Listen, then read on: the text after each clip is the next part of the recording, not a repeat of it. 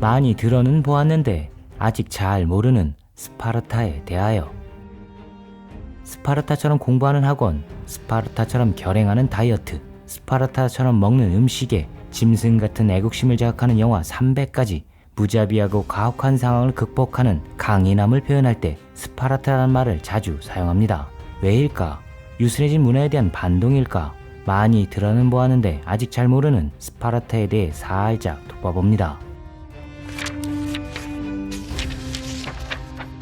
투키티데스가 쓴 펠로폰네스 전쟁사엔 스파르타인에 대한 다음과 같은 묘사가 있습니다. 그들은 한 도시에 모여 살지도 않고 값비싼 신전이나 물건도 없고 그리스의 옛 관습에 따라 여러 마을에 흩어져 살기에 외견상 초라해 보일 수도 있을 것이다. 오늘날까지 스파르타는 고즈넉한 시골의 흔한 풍경입니다. 뽐낼 만한 문명의 유산이 드물죠. 스파르타의 자랑은 인공적 조작물이 아니기 때문입니다. 문명은 인간의 노동이 극복해낸 결과물로 화려함을 구축하고 경이로움은 전수에 유한한 존재의 탁월함을 역사로 증명해왔죠.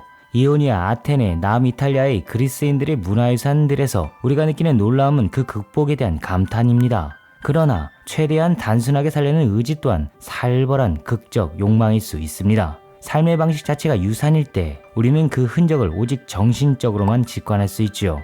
이런 관점에서 스파르타는 존재의 미니멀리즘을 오랜 기간 지속하며 오늘날의 우리와는 전혀 다른 생활 양식을 유산으로 남겼습니다. 그들은 편리함과 화려함을 견제했고 문명의 안락함을 적극 거부했죠.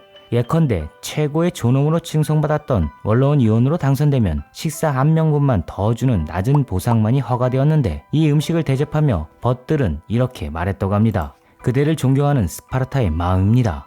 그런 뒤 당선된 원로는 음식을 먹지 않고 공동 식사장으로 가서 평소처럼 검소한 식사를 했죠. 그리고 그는 가장 존경하는 여인을 불러 음식을 건네며 제가 받은 최고의 상을 가장 존경하는 당신에게 드립니다 라고 말했다고 전해집니다. 문명의 포만이 아니라 오직 존재의 내적 풍요만을 이정표로 삼았던 스파르타인적 기질입니다. 이 전통은 입법자 리쿠르고스로부터 시작되었죠. 그의 계획은 수백 년 동안 스파르타의 자존감을 키운 토대가 됩니다. 오늘날에는 상상하기 까다로운 리쿠르고스의 강력한 정책을 몇 개 소개합니다. 우선 문명의 가장 괴로운 질병이며 시기와 질투의 원천인 가난과 부유함의 격차를 혁파하기 위해 토지를 모든 시민에게 균등하게 나누고 쇳덩어리 화폐를 사용해 돈의 종교성을 지어버립니다. 물질 문명의 기입을 원천적으로 차단한 조처죠. 딱 먹고 살 만큼만 경제는 운영되었고 잉여 상품을 만들지 않았으며 최소한의 무역으로 자본의 축적을 막았습니다. 축적된 자본이 종교와 유사한 기능을 한다는 사실을 막스 이전에 이미 파악하고 있던 것이죠.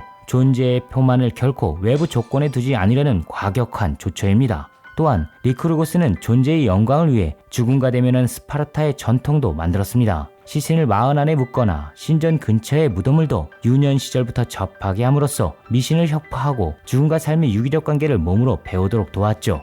문명의 외피로 존재의 궁극을 꽃피우기보다 몸과 정신의 강한 집중력만을 추구하도록 한 정책입니다. 리쿠르고스의 개혁으로 스파르타는 최소한의 필요만으로 최대한의 만족을 얻는 미니멀리즘적 삶을 실현시켰죠. 개혁을 마친 리쿠르고스는 마지막 결단도 전설적입니다. 제 임무를 수행하기 위해 다음과 같이 말하고는 스파르타를 떠났죠. 이제 모든 일이 국가의 행복과 번영을 위해 합리적으로 수립되었소. 그러나 가장 크고 중요한 일은 신에게 물어볼 것이니 나는 델포이로 가서 신탁을 듣고 올 것이오. 그러니 여러분은 내가 돌아올 때까지 제정된 법을 고치지 말고 잘 시행하고 있어주길 바라오. 나는 델포이에서 돌아오자마자 모든 것을 신의 뜻대로 행할 것이오. 홀로 스파르타를 떠난 리쿠르고스는 곡기를 끊어 숨을 거둡니다. 귀환하지 않음으로 인해 스파르타가 법을 고칠 수 없게 했죠. 플루타르코스는 로마의 개혁가 누마와 리쿠르고스를 이렇게 비교합니다. 전쟁을 멈추고 축제와 의식을 벌이자는 것에 비해 잔치와 축배를 포기하고 고된 군사훈련을 받도록 가르치는 이는 더더욱 어려운 법이다. 그러므로 누마는 백성들의 사랑과 존경을 받으며 나라를 다스릴 수 있었다. 반대로 리쿠르고스는 심한 비난을 받았으며 생명의 위협까지 느끼는 가운데 가까스로 성공을 이뤄낼 수 있었다. 현재 우리의 관점으로 보면 가당치 않은 국가주의적 개혁입니다. 그러나 우리의 현 관점은 보편적 시선이기보다 일시적인 편견일 수도 있죠. 그리스름 조르바로 명성을 얻은 가잔차키스는 스파르타 인근의 펠로폰네소스 반도를 여행하고 남긴 모레아 기항에서 이런 말을 남깁니다. 각 시대는 그 시대가 가장 절실히 필요로 하는 것 이상을 의식하지 못한다. 각 시대는 지나간 시간 속의 사상과 사건들 중에서 오늘 이 시대에 동화하고 변화시켜 행동할 수 있는 것만을 적절히 선택한다. 따라서 스파르타를 해석하는 우리의 관점은 입체적으로 제고할 필요가 있습니다. 그들의 역사는 영웅적 서서로 주저해낸 환상 소비의 배설물이 아니라 사람의 이야기라고 판단하는 시도 속에서 우리가 망각하고 있는 삶의 품질을 알아차릴 수 있죠.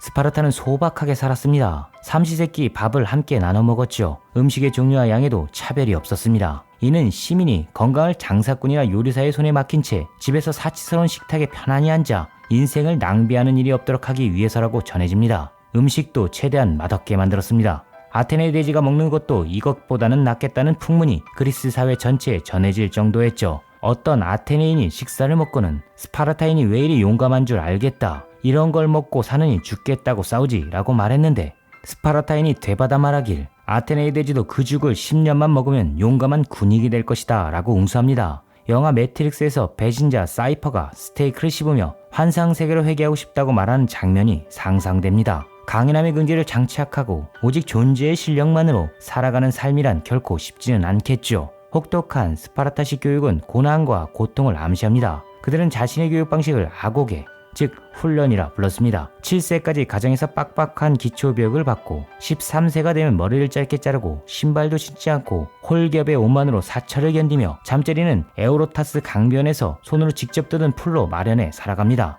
많지 않은 식사량을 보충하기 위해 먹을 것을 훔쳐야 했고 붙잡히면 엄청나게 맞았다고 전해지죠. 어설프게 걸렸기 때문입니다. 이 혹독한 훈련을 다 마치고 24세가 돼서야 정식 전사가 되고 30세를 넘겨야 시민권을 획득해 가정을 꾸릴 수 있었습니다. 시민이 된 이후에도 스파르타인들은 공개적 삶을 삽니다. 강인한 존재의 기술을 공적으로 매일매일 검증받아야만 했죠. 나머지 욕망은 별무소용이었습니다. 스파르타는 존재를 연마하는 기술만을 아꼈다고 전해지죠. 부코는 이와 같은 존재의 기술에 관해 성의 역사에 이렇게 썼습니다. 인간이 스스로 행동규칙을 정할 뿐 아니라 스스로를 변화시키고 그들 각각의 특이한 존재 속에서 그들의 삶을 어떤 미학적 가치를 지닌 그리고 어떤 양식의 기준에 부합하는 하나의 작품으로 만들고자 하는 신중하고도 자발적인 하나의 실천인 것이다.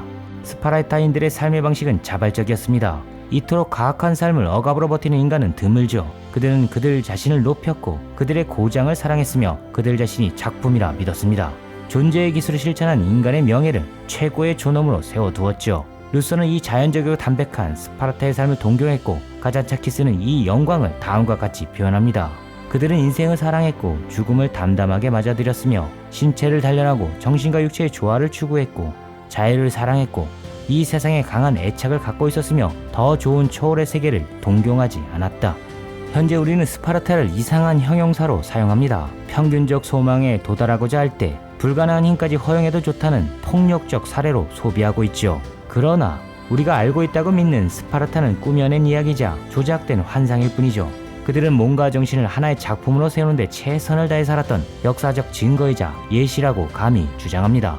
소박하고 용기 높고 처절하며 담담하게 강인함의 원본을 창조해낸 것이죠. 아테나의 아름다운 파르테논 신전 못지않게 스파르타의 정신적 유산은 우리가 놓치고 있는 아름다운 삶에 대한 본보기입니다. 나날이 흘러가는 시간에 스스로에게 만족할 만한 자발적 명령에 순응하는 스파르타적 일상을 권유해봅니다. 세계에 있었으나 미처 깨닫지 못한 스파르타의 영광을 상상하며 안녕. Paper Renaissance.